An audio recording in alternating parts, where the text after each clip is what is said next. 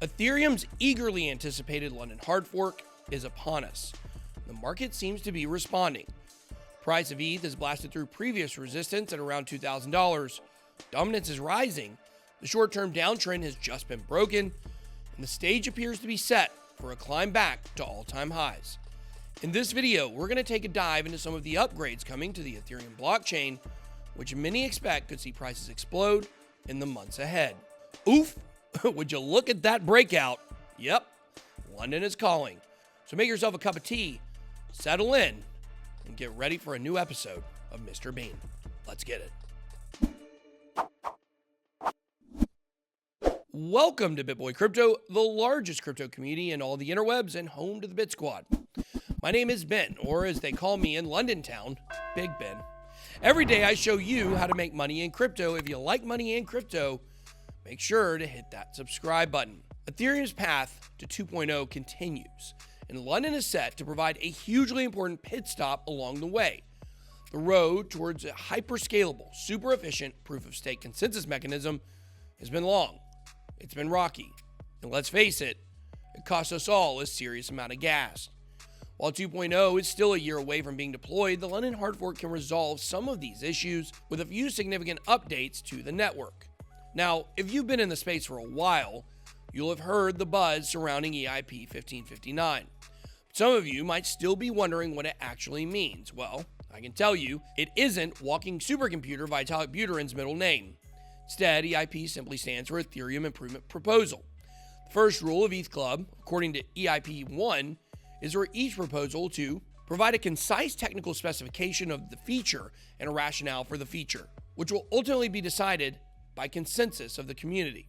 EIP 1559 was first proposed in 2019 by Buterin and a team of fellow Ethereum magicians. The rationale behind it was clear. As anyone sending ETH in recent months will happily or unhappily confirm, Ethereum has been a major gwei guzzler, with fees rising parabolically during the May peak. Many of you experienced this firsthand, when insane gas fees made sending small amounts of ETH or using DEXs a pretty expensive business. The long-anticipated EIP 1559 will see a major overhaul to the transaction fee mechanism, which until now has operated as a kind of bidding system. Users would set a gas fee to pay for their transactions, which would in turn be prioritized by miners in order of value. Since miners earn gas fees as a reward for adding transactions to a block, this naturally led to a situation where users found themselves competing for miners' attention and paying an arm and a leg to do so. In short, things got way overpriced. EIP 1559 seeks to solve this by setting a base fee per transaction block, which will adjust according to factors such as network demand and how full the blocks are at any given time. The update should include a mechanism designed to keep blocks at around 50% capacity. When this equilibrium is exceeded, the base fee will increase with it. But don't worry, this is London, not Leningrad, meaning users will still be able to get ahead of the pack by offering an additional tip. Of course, smash that like button for capitalism. Best of all, though, these are expected to cost a fraction of the fees we've reluctantly grown accustomed to.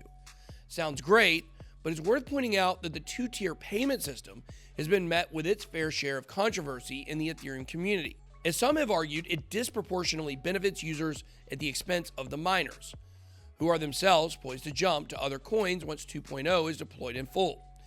With gas fees going down, the next burning question is how EIP 1559 will cause prices to go up. See what I did there?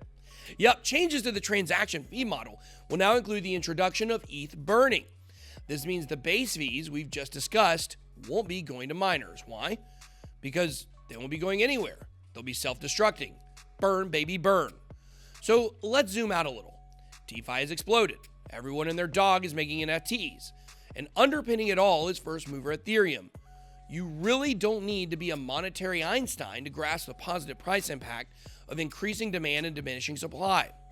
Speaking of financial geniuses, the mad money man and professional flip-flopper Jim Cramer went full bull on Ethereum this weekend, only a few days after causing some FUD by allegedly selling his Bitcoin position.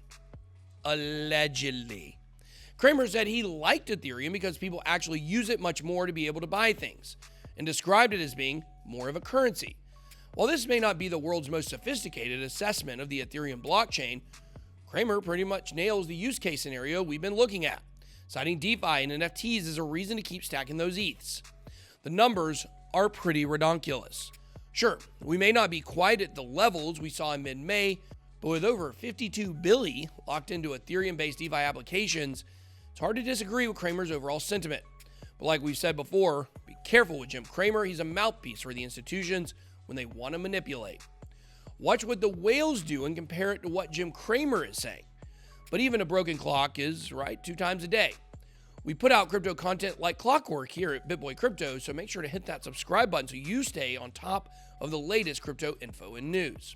On the subject of redonkulous numbers, data from CryptoQuant shows that last week saw over 100,000 ETH with a street value of around $200 million staked in Ethereum 2.0 in one day. One day.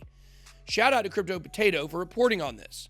But overall, about 5% of all the ETH in circulation is now locked up in the 2.0 staking contract. I know we all like to joke about actually living long enough to see the launch of ETH 2.0, but the numbers speak for themselves. And they just go to show the belief both in Vitalik and the Ethereum network's almost unlimited potential once it makes the move to proof of stake. I remain extremely bullish on ETH's long-term price potential. But even in the short to mid-term, as soon as we're out of the woods and into a certifiably bear-free zone, pretty confident we're going to see a rally similar to that of April. The fundamentals are lining up. Slowly but surely, the technicals appear to be recovering. So when it comes, not if it comes, it could be faster and crazier than we could ever possibly imagine. In other ETH news, Ethereum Classic. The forgotten stepbrother of Ethereum has been a project in limbo until recently when Reddit meme coin buyers pumped the price almost 700% since the beginning of 2021. Like any good meme coin, interest died down and the Ethereum Classic gains seemed to be a thing of the past. Recently, though, prices have surged again, up 8% in 24 hours.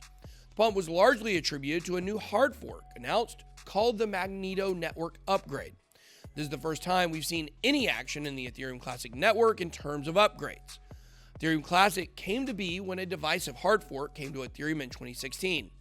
It all began when a blockchain startup called Slock.it launched an organization called the DAO on the Ethereum network. Its creation was venture capital fund for Ethereum, and $168 million got invested in the project. The DAO turned out to be a hugely vulnerable network, and the code was hacked. 14% of all the Ether that had been mined at the time was stolen. This was where the divide came in. What to do with the stolen ETH? One camp, headed by Charles Hoskinson, believed that since Ethereum is decentralized, the money should be considered gone and can't be retrieved. The other side, headed up by Vitalik, said, no way, we're going to go get it all back. And go they did. A hard fork was created on block 1,920,000, and the funds were retrieved. The nodes who did not agree with this hard fork continue to run the old Ethereum without the update. This OG Ethereum is now what we call Ethereum Classic, or ETC. ETH Classic has had some issues since the hard fork, including a 51% attack in 2019, but the interesting change has been the renewed development on ETC from none other than the Cardano team at IOHK. They've made updates to the ETC Mantis wallet and have rolled in many upgrades from Ethereum, including the Berlin hard fork, into the ETC in the latest Magneto update. Is there some behind-the-scenes development between Cardano and Ethereum Classic? Well, we're looking into this, I promise. Since this flurry of development news, price predictions for Ethereum Classic range from $300 all the way to, you guessed it, the moon. What the outcome will be for Ethereum Classic, we don't know. But the BitSquad degens can't ignore a good price pump. So for now, this zombie project is on our radar. That's all I got. Be blessed. BitBoy out.